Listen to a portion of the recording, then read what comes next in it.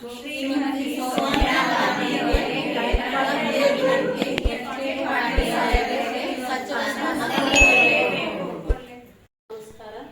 ಇವತ್ತಿನ ದಿನ ನಮ್ಮ ಕೂಗು ರಾಜ್ಯ ಮಟ್ಟದವರೆಗೂ ರಾಷ್ಟ್ರ ಮಟ್ಟದವರೆಗೂ ಕೇಳಬೇಕು. ಸನ್ಮಾನ್ಯ ಎಚ್.ಕೆ. ಪಾಟೀಲ್ ಸಾಹೇಬರಿಗೆ ಸಚಿವ ಸಂಪುಟದಲ್ಲಿ ಸಚಿವ ಸ್ಥಾನವನ್ನು ಕೊಡಬೇಕಂತ ನಾವೆಲ್ಲರೂ ಆಗ್ರಹಿಸಬೇಕು.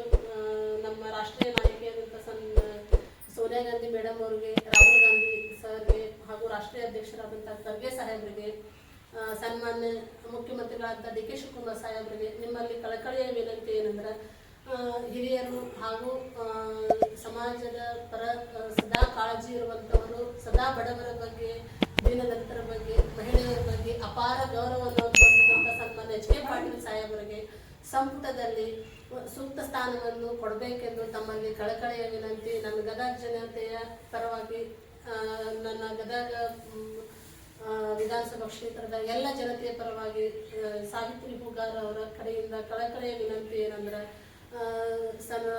ಸದಾ ಜನರ ಜೊತೆನೇ ಒಡನಾಟ, ಸದಾ ಜನರೊಟ್ಟಿಗೆ ಕಷ್ಟ ಕೊಡುವಂಥ ಒಬ್ಬ ಸೂಕ್ಷ್ಮ ರಾಜಕಾರಣಿಗಳಾದಂಥ ಸನ್ಮಾನ್ಯ ಎಚ್.ಕೆ. ಪಾಟೀಲ್ ಸಾಹೇಬರಿಗೆ ಸಚಿವ ಸಂಪುಟದಲ್ಲಿ ಸೂಕ್ತ ಸ್ಥಾನವನ್ನು ಕೊಡಬೇಕು.